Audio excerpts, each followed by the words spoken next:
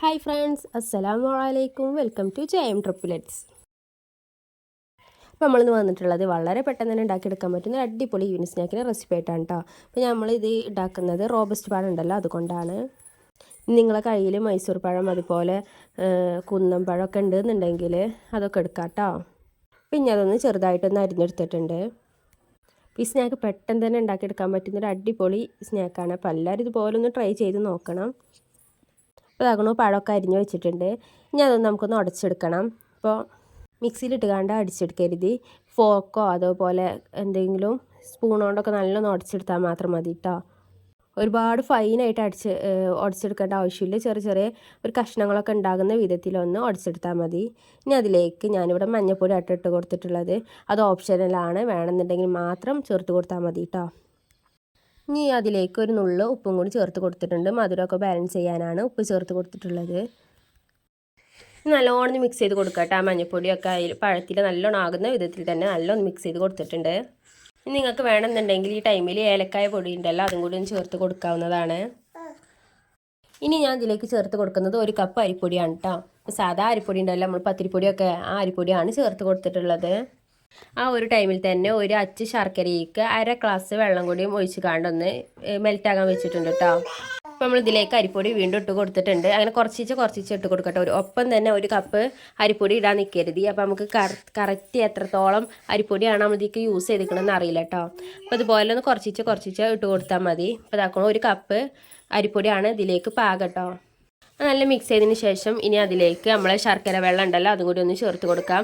നല്ല ചൂടോട് കൂടി തന്നെ ശർക്കര പാനി ഒന്ന് ചേർത്ത് കൊടുക്കാം കേട്ടോ. അപ്പോൾ ഒരുപാട് ചേർത്ത് കൊടുക്കേണ്ട, കുറച്ചിച്ച് ചേർത്ത് കൊടുത്താൽ മതി. അതും നമ്മൾ ഉണ്ടാക്കി വെച്ച ശർക്കര പാനി മുഴുവനായിട്ട് ചേർത്ത് കൊടുത്താൽ നമുക്ക് ഇനി അഥവാ ലൂസായാൽ പിന്നെ ഒന്നും ചെയ്യാൻ കഴിയില്ല. നമ്മളെ ബാറ്റർ ഭയങ്കര ലൂസായി പോകും.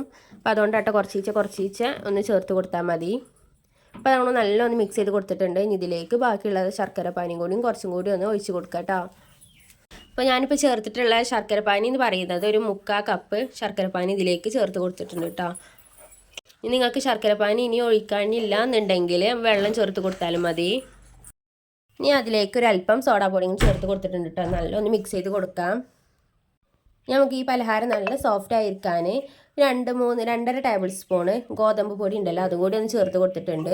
നല്ലൊന്ന് മിക്സ് ചെയ്ത് കൊടുക്കാം കേട്ടോ. അപ്പോൾ മിക്സ് ചെയ്യുമ്പോൾ നല്ല തിക്കായിട്ട് വരും.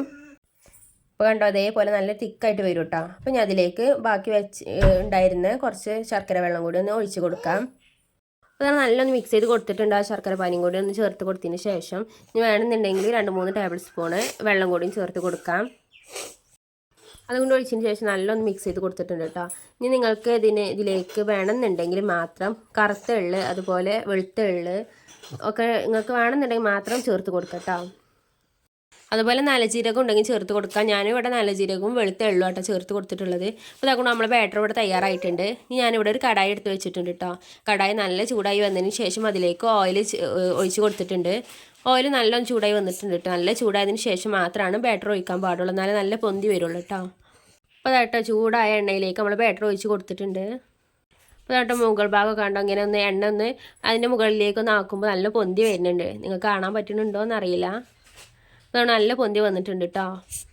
ചൂടായ ഓയിലിലേക്ക് ഇതുപോലെ ഒന്ന് ഒഴിച്ച് കൊടുത്താൽ മാത്രമേ ഇതുപോലെ ഒന്ന് പൊന്തി വരുള്ളൂ കേട്ടോ. അപ്പോൾ നല്ല ചൂടായ ഓയിലിലേക്ക് മാത്രം ഒഴിച്ച് കൊടുക്കാൻ നിൽക്കുക.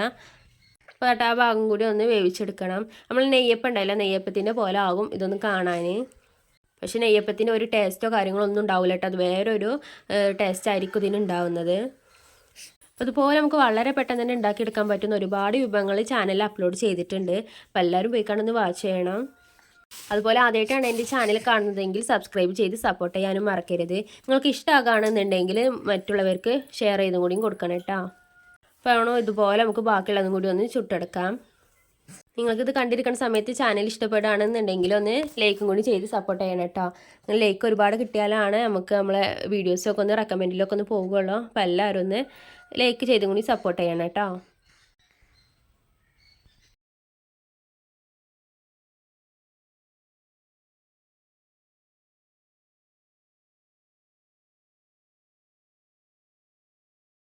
എന്നിട്ട് ബാക്കിയുള്ളതും കൂടി ഒന്ന് ചുട്ടെടുത്തിട്ടുണ്ട്. അപ്പോൾ നമുക്ക് വളരെ പെട്ടെന്ന് തന്നെ ഉണ്ടാക്കിയെടുക്കാൻ പറ്റുന്ന ഒരു അടിപൊളി ഈവനിങ് സ്നാക്കാണ് കേട്ടോ. കുട്ടികൾക്കൊക്കെ ഒരുപാട് ഇഷ്ടപ്പെടുന്ന ഒരു സ്നാക്കാണ്. അതുപോലെ കുട്ടികൾ സ്കൂളിൽ വരുമ്പോഴൊക്കെ അതുപോലെ ഒന്ന് ഉണ്ടാക്കി കൊടുത്താൽ അവർക്ക് നല്ല ഒരുപാട് ഇഷ്ടപ്പെടും കേട്ടോ.